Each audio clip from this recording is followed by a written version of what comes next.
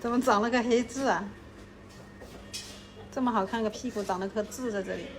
姐妹们，我的新店已经装修好了，应该很快就可以开业了。今天做了一堆这种小挂件，准备到时候送给大家。然后做法也顺便给大家分享一下，可以自己做小挂件、钥匙扣、冰箱贴都可以。这个不需要打出手套膜，也可以不用高筋面粉、中筋粉就可以了，只要将面团打光滑就行。要控制温度，不能温度太高，不能发酵的会很快。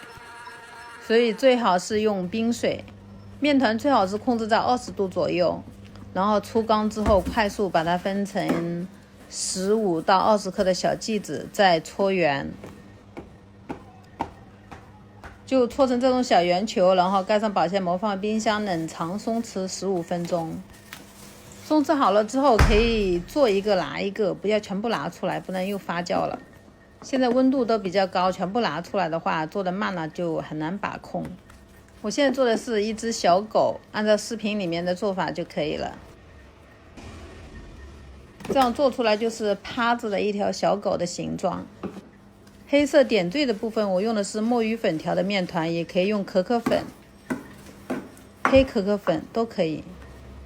像现在做的这个碱水节可以说是非常的简单，也是比较经典的。因为视频的时长问题，我今天剪辑出来是4种还是5种，下次有机会的话再全部剪出来。做好的坯子可以直接放冰箱冷冻半个小时，一定要冷冻定型哦。然后我们现在调一个碱水，1000毫升的温水，然后加40克的烘焙碱，不是食用碱哦。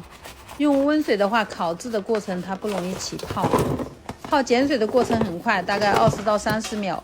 如果担心发酵的太快的话，也可以用凉水。泡好碱水之后，放入提前预热好的烤箱，180度烤15分钟。出炉之后要马上喷大量的水雾，然后看起来就会很透亮。现在还没有涂油，涂上亮油之后就会更加的亮。涂油之后要晾干水分，大概要晾1到2天。如果天气不好的话，可以直接用烤箱烘干，就用果干功能，大概50到60度烘2到3个小时。很完美。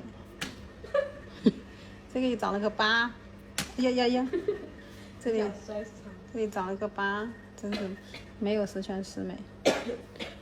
喷了水之后就特别的透亮，没有涂油就很亮了。